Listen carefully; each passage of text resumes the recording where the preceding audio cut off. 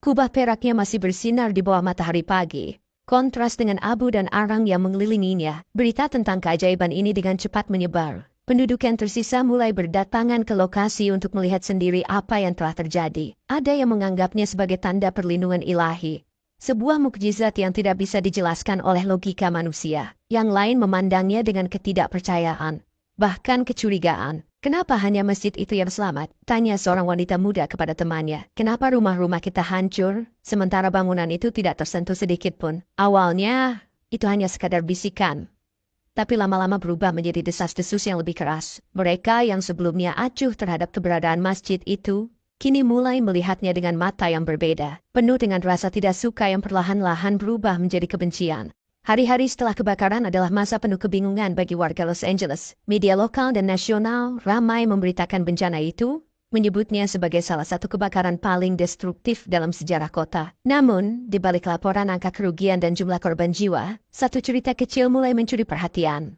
Keajaiban Masjid Nurul Salam yang tetap berdiri kokoh di tengah kehancuran. Para jurnalis berdatangan ke lokasi masjid, membawa kamera dan mikrofon, merekam gambar bangunan putih sederhana itu, yang tampak tak tersentuh oleh amukan api. Kubah peraknya memantulkan cahaya matahari, menciptakan kesan seolah masjid itu tidak hanya selamat, tetapi juga dipelihara oleh kekuatan yang tidak terlihat. Banyak yang menulis cerita tentang perlindungan ilahi, dan sejumlah tokoh agama menyebut kejadian ini sebagai mukjizat. Namun, di tengah sanjungan itu, bisik-bisik kecurigaan mulai terdengar di antara warga setempat. Bagaimana mungkin bangunan tua seperti itu bisa bertahan? Itu bukan keajaiban. Pasti ada sesuatu di sana, ujar seorang pria parubaya di sebuah warung kopi yang mulai dibuka kembali setelah kebakaran.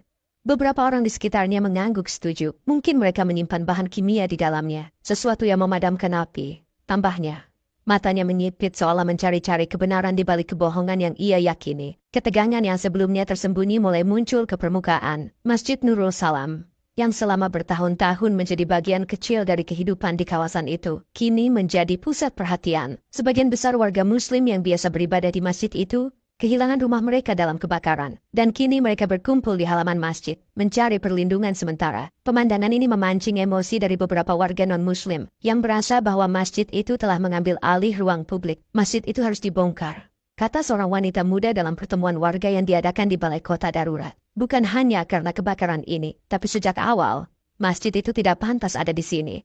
Itu mengubah lingkungan kita. Suara dukungan muncul dari sudut-sudut ruangan. Mereka yang sebelumnya diam kini merasa punya alasan untuk berbicara. Sementara itu, warga Muslim yang hadir di pertemuan itu hanya bisa diam, menunduk, mencoba menahan kemarahan mereka. Ketegangan ini dengan cepat meluas. Malam hari, kelompok-kelompok kecil mulai berkumpul di sekitar masjid, berdiskusi dengan nada berbisik tetapi penuh emosi. Sebagian mencoba mencari cara untuk mendekati pihak berwenang, meminta masjid itu dihancurkan dengan dalih keamanan. Namun, yang lain lebih berani, menyusun rencana untuk bertindak sendiri. Di sisi lain, para pemuka agama Muslim di masjid itu tetap teguh. Mereka percaya bahwa masjid ini telah dilindungi oleh kekuatan yang lebih besar dari manusia. Dan apapun yang terjadi, mereka tidak akan menyerahkan masjid itu begitu saja.